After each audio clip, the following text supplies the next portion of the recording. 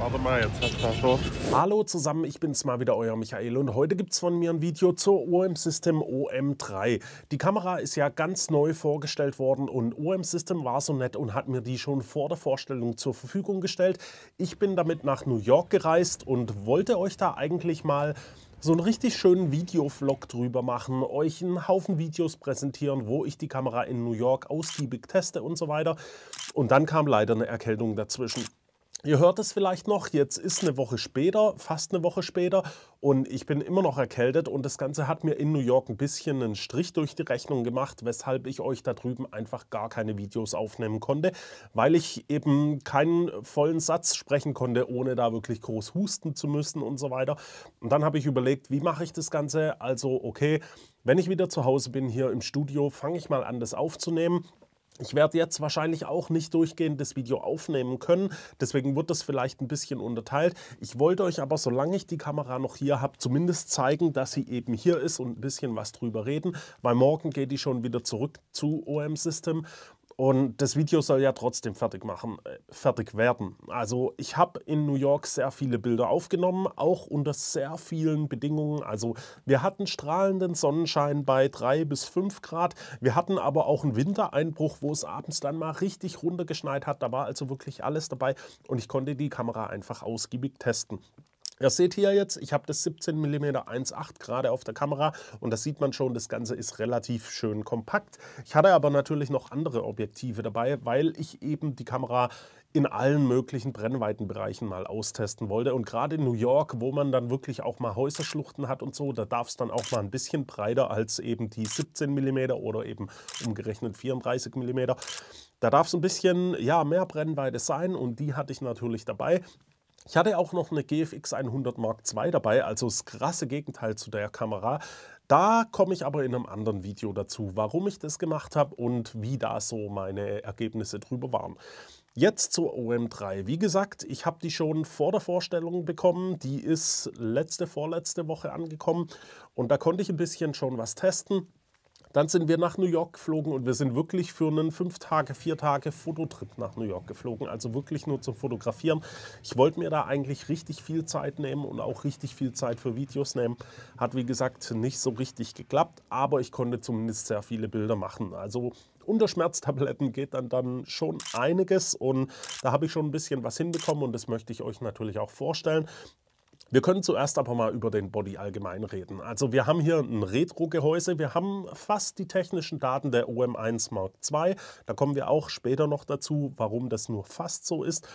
Und wir haben hier einen OM3 Body, einen Retro Body und der ist meiner Meinung nach optisch zumindest schon mal richtig schön. Und wenn ich das Ganze mal vergleiche mit Bodies, die so ein bisschen in die Retro-Richtung gehen, wie eine X100 Mark VI oder auch eine Q3 oder eine Leica M11, dann ist es so, meiner Meinung nach liegt der Body hier besser in der Hand. Er ist zwar hier auch komplett ohne Griff und so weiter, es hat aber einen kleineren Vorteil, das Gehäuse hier, und zwar, ihr habt, sorry, ihr habt eine integrierte Daumenstütze hier schon, ja, nicht angebracht, sondern eben ins Gehäuse integriert und das gibt euch, ja, so einen Vorteil in der Handlichkeit. Also ich finde, das Gehäuse liegt wirklich sehr gut in der Hand. Liegt auch ein bisschen hier, ihr habt hier vorne ja diesen Farbumschalter oder Farbprofilumschalter. Hier greift auch so ein bisschen noch ein Finger dahin. Also bei mir zumindest, ich habe relativ große Hände. Es ist einfach gut in der Hand. Also ich habe da nicht das Gefühl, dass sie irgendwie aus der Hand rutschen könnte oder so. Und auch wo es richtig geschneit hat und so weiter, die lag perfekt in der Hand. Also da muss ich schon sagen, das Gehäuse an sich optisch erstmal richtig toll und auch die Griffigkeit ist besser, als man es erwartet hätte, weil es ist ja öfter so, so Retro-Bodies ohne Griffe und alles, die liegen immer nicht ganz so toll in der Hand. Hier ist es also nicht so der Fall. Das funktioniert schon mal sehr gut. Wenn wir dann weitergehen, wir haben hier natürlich ein Flipscreen, was gerade in Momenten, wo man ein bisschen vloggen will oder mal sich selbst aufnehmen will und so, immer wieder von Vorteil ist. Man kann den einklappen, dann hat man hier hinten so eine tolle Beschichtung. Das sieht auch sehr schön aus, also funktional, auch im Hochformat am Boden. Super duper. Natürlich, es gibt da jetzt von Sony und so weiter schon bessere Lösungen, wo ihr das Ganze klappen, flippen und so weiter könnt. Habt ihr hier nicht, leider nicht, aber ich sag's mal, immer noch besser als gar nichts zu haben, was sich hier irgendwie so klappen lässt. Also da bin ich schon sehr zufrieden damit gewesen.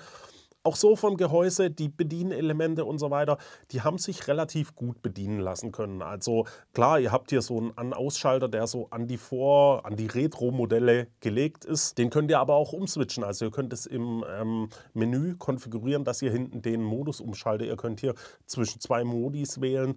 Da könnt ihr das zum Beispiel wechseln, wenn euch das nicht passt. Und ansonsten hier die ganzen Drehräder und so weiter, das Gehäuse aus Metall, das ist schon sehr edel verarbeitet. Also das macht schon eine richtig gute Figur. Auch die Rädchen an sich, wie die hier so gefräst sind. Es liegt alles gut in der Hand und lässt sich auch unter schwierigeren Bedingungen alles relativ gut bedienen. Was kann man ansonsten noch so zum Body sagen? Wie gesagt, ihr habt hier den Umschalter für diese Farbprofile, die ihr euch konfigurieren könnt. Da können wir später auch noch dazu kommen. Der ist ziemlich cool gemacht, der ist da toll eingebracht. Der kommt von der PenF. Und ja, ansonsten, ihr habt natürlich Anschlüsse für Kopfhörer, Mikrofon, ein Micro-HDMI und ein USB-C, wo ihr das Ganze auch laden könnt. Ihr habt leider nur einen Speicherkartenslot, also da könnt ihr nur eine SD-Karte verwenden. Da ist die OM1 Mark II mit zwei Karten dann doch ein bisschen besser. Aber es ist hier natürlich auch alles ein bisschen kompakter. Und das merkt man auch beim Sucher. Der Sucher ist nämlich nicht dasselbe wie bei der OM1 Mark II. Der ist hier ein bisschen kleiner. Also ihr habt da eine geringere Vergrößerung. Ihr habt ein bisschen mehr Abstand und also zum Auge einen Pupillenabstand.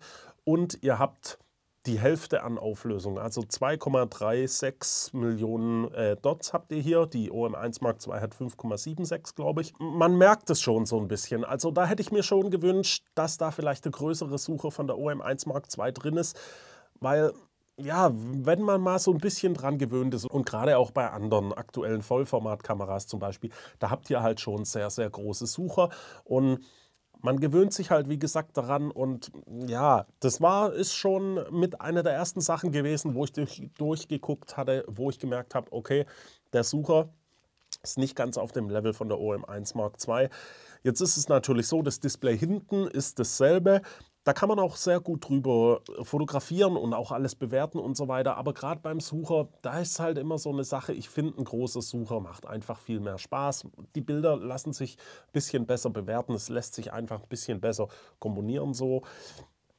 Ich bin da schon der Freund davon, von einem größeren Sucher. Ist hier jetzt leider nicht so der Fall. Muss man halt immer ein paar Abstriche machen. Ist ein bisschen schade, aber es sollte natürlich gesagt sein. Ansonsten von der Bedienung her, von den Knöpfen.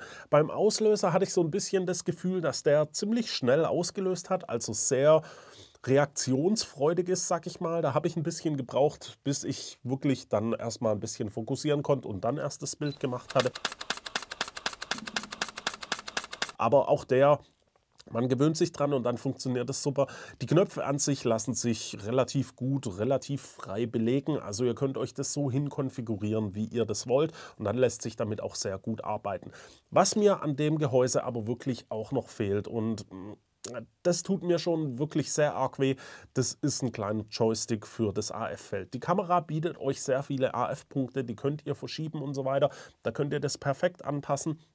Aber ihr habt halt keinen Joystick dafür. Ihr müsst da immer ein bisschen umständlich das AF-Menü aufrufen und das Ganze dann mit diesem Pad hier verschieben. Und da finde ich so ein Joystick einfach sehr viel angenehmer. Und ich denke, so ein Joystick hätte dem Retro-Design jetzt auch nicht wehgetan. Also der hätte da schon gern dran sein dürfen. Und ja, wie gesagt, es ist halt so, der fehlt und das ist wirklich auch ein Punkt, wo ich gemerkt habe, das tut mir so ein bisschen weh bei der Benutzung, weil gerade im Schneesturm in New York es dann wirklich so war, dass man relativ viel über einen kleinen Fokuspunkt ja, einrichten musste, sag ich mal, weil eben der Schnee auch den Autofokus dann doch ein bisschen mitgenommen hat und so ein bisschen verwirrt hat. Natürlich manuell fokussieren geht dann auch immer relativ gut. Aber das ist eben ein Punkt, der Joystick, der hat mir schon so ein bisschen gefehlt. Also ein bisschen, der hat mir schon arg gefehlt. Was ich dann noch festgestellt hatte, gerade in diesem Schneesturm in New York, war die Umschaltung vom Display zum Sucher, hat irgendwann nicht mehr umgeschaltet, weil es eben auch komplett voll mit Schnee war. Da machen aber auch andere Kameras Probleme. Also da ist es jetzt wirklich so, da kann man jetzt nicht die Kamera für verantwortlich machen. Da waren die Bedingungen einfach so, dass Die Kamera war voll mit Schnee bedeckt, also die hat da richtig was durchgemacht und ich habe auch gezielt nur die Kamera da mitgenommen, weil ich wusste, okay, jetzt wird es dann doch ganz schön schneeig draußen und sie hat 1A funktioniert. Also ich habe die meiste Zeit da das 12 bis 45 Millimeter drauf gehabt an Zoom und auch das hat ohne Probleme funktioniert und hat wirklich ein paar richtig coole Bilder ergeben. Ich zeige euch die hier natürlich auch. Und das hat schon sehr viel Spaß gemacht. Also das Retro-Gehäuse an sich, ich finde es einfach, es sieht gut aus, es passt so und es haben sich ja viele Leute so ein bisschen das gewünscht, eine Retro-Kamera mit relativ potenten, ja, Innereien, sag ich mal. Jetzt habt ihr hier halt den MFT-Sensor mit 20 Megapixeln.